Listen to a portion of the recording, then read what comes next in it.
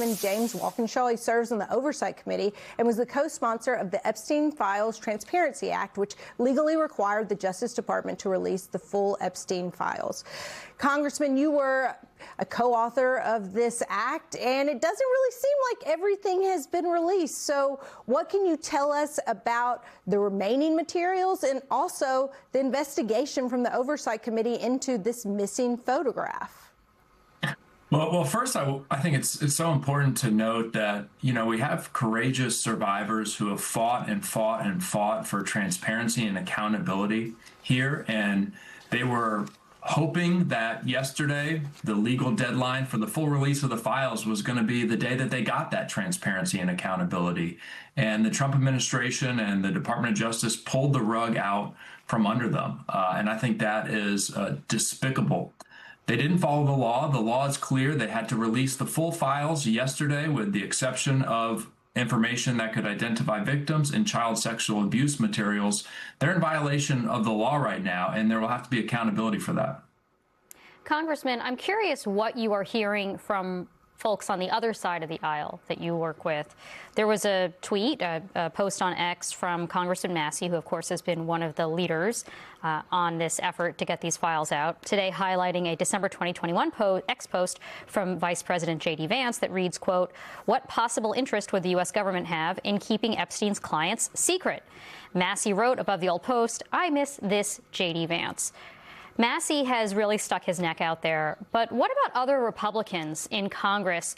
Are they also concerned by the fact that there are heavy redactions here and a lot of documents that were legally required to be released are yet to have been released? Well, those Republicans who have spoken out in the last 48 hours are those who had the courage to sign the discharge petition to bring the transparency bill to the floor. I can tell you, private conversations with Republicans over the last several weeks in the run-up to the Friday deadline, this is like a lot of issues with Donald Trump, where privately they're fed up. Privately, they feel like his actions, or his inactions in this case, failing to release the files, are harming the political party. Some of them have a lot of sympathy for the survivors and the victims. But I'm hopeful that now that it's clear the Trump administration has violated the law that an overwhelming number of members of Congress voted for, that the dam will break and we'll see more Republicans start to speak out against this cover-up. I don't know what else to call it. It's a cover-up at this point. All right, so to follow up on that, since you are calling it a cover-up and you are saying that they are in clear violation of the law, where does it go from here to hold them accountable? Congressman Ro Khanna yesterday said that impeachment is on the table. There are some that suggested that is the way to do it. Let me play for you this soundbite, and I'll get your reactions to it. Watch.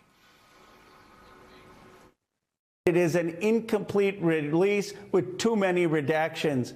Thomas Massey and I are exploring all options. It can be the impeachment of people at justice, inherent contempt, or referring for prosecution those who are obstructing justice. So, one, would you support such a measure to impeach the leadership at the Department of Justice that has violated the law, as you said? And if so, do you think it has enough support in Congress?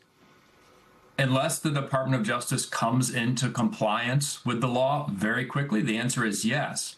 I would support it. And I think what you'll see when Congress returns in January, if the law hasn't been complied with by then, are efforts to force a vote and force Republicans to vote either on impeachment, on inherent contempt, or on referral of a prosecution for the leadership of the Department of Justice that's not following the law.